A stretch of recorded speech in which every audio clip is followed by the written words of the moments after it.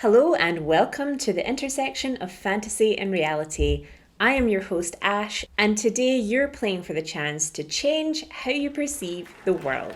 Come on down. Today's topic is absurdism. Absurdism makes so much sense to me that when I first heard of it, I just watched the video on loop, soaking it all in. Thank you to Jack Lotto for changing my life. This little taster TikTok-a-tiff got me linking some of the other thoughts I've had about perception and reality. It's all coming together. What is an absurdist? An absurdist is someone who embraces the absurd. Okay, and what is the absurd exactly? The absurd is the ridiculous situation we find ourselves in, whereby we're all born wanting meaning and purpose, and yet we live in a universe which is silent and indifferent. There's none to be found. When I saw that, I thought that the thoughts I had about the meaning of life had finally been articulated on an app made for children. The video goes on to question, is the feeling that life has no meaning not hugely terrifying and deeply sad? What makes someone want to wake up every day and think, nothing matters? Why bother with life if there is no meaning? But for absurdists, there is no sense of loss or distress in this information, and I'll take you on a journey as to why. In traditional absurdist literature, there are three responses as to realizing that life has no meaning. The first is to stop living, unalive yourself, as content creators say. Obviously, this one sucks, and whilst it's acknowledged as an answer, nobody really expects anyone to find that the appropriate answer. So moving on, we have the second option, which is religious belief in a higher power. This is pretty much just rejecting that nothing matters and subscribing to an idea that there is meaning. The third option is embracing the absurd and recognizing it for what it is. I put myself in this category, although sometimes I entertain the second option and just see what meaning there is today. But largely, I find peace knowing that life is not that serious. Now, I don't walk through life causing chaos because I think that nothing matters. I still care about people and things, I still have goals, and I have a drive to better myself. But I often find myself observing life from a removed perspective. If I feel sad about something, I allow myself to sit in the sadness and feel it in the moment. And then I start to think about why I'm feeling sad. I think about the impact that this sadness is having on my life. And then I think about the impact that my sadness is having on the wider world. And by the time I get to that point, it becomes meaningless. It allows me to move on because by the time I get to the bigger picture, I realise that it doesn't matter. Now, I still mourn and I still feel a sadness about the catastrophic things in my life, but I know that these things are not objective. And we'll come back to that later. So later theorists have suggested further responses to absurdism, which include using irony to take life less seriously or remaining ignorant. And if you were planning to do that last one, then I'm really sorry that you're watching this video. But let it bring you comfort that some absurdists believe that whether and how you respond is insignificant. The best example of a response is in The Myth of Sisyphus, a 1942 philosophical essay by Albert Camus. Camus analyses the Greek myth of Sisyphus, a man who defied the gods and put death in chains so that no human needed to die. When death was eventually freed and it came time for Sisyphus himself to die, he managed to escape from the underworld. After finally capturing Sisyphus, the gods decided that his punishment would last for all eternity. He would have to push a rock up a mountain, but upon reaching the top, the rock would roll down again, leaving Sisyphus to start over. And so this is how Sisyphus's existence plays out for the rest of eternity. He pushes the rock to the top, it rolls down, and he starts again. Camus sees Sisyphus as the absurd hero who lives life to the fullest, hates death, and is condemned to a meaningless task. And he alludes that this state reflects all humans. We strive to make our lives good, we loathe death, doing everything we can to prevent it, and we repeat meaningless tasks every day, also known as work. So how does Sisyphus, and how do we humans, deal with the meaninglessness? Camus suggests that Sisyphus acknowledges the absurdity of his situation and ends his essay with, "One must imagine Sisyphus happy." I hope this is still making sense so far. If not, then just stay for the production value. So in 2016, I discovered that I have synesthesia.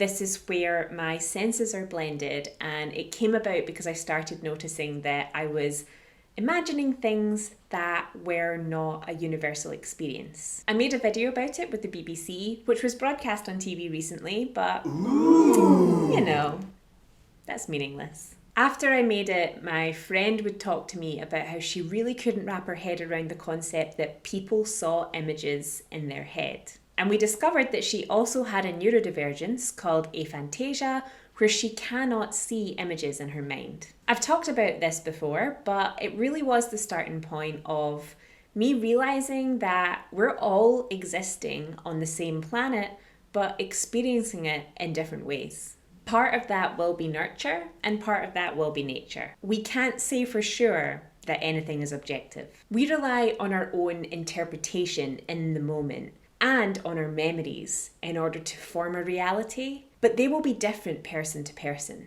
When I think about our music lessons when we were younger, I can see the room that we were taught in, I can see the sheet music, I can visualize the music in shapes and colors in my mind, and I can also hear the music as it was played. When my friend remembers our music lessons when we were young, the way her brain is wired is that she's given information on what the room looked like without seeing it.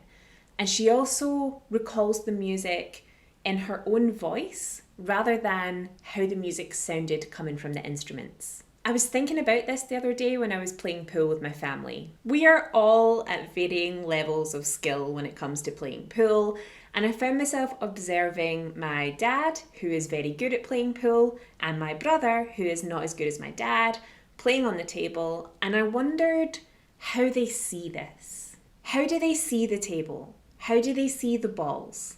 How do they calculate how to hit the ball so that it goes in the pocket and not in the wrong direction? Is that visual?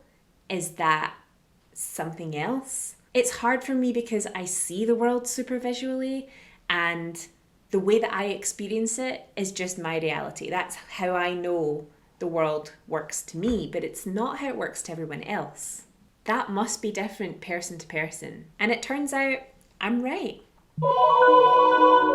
An article by MIT Technology Review highlights a scientific experiment that proves that two realities can be true at the same time, even though they are in conflict with one another. I think I get this, and I'm going to do my best to put it in layman's terms. For reference, this is the diagram in the article, but I'm going to make it as simple as I can. Basically, Wigner, the designer of this experiment, and his friend are observing a polarized photon that, when measured, can have either a horizontal polarization or a vertical polarization.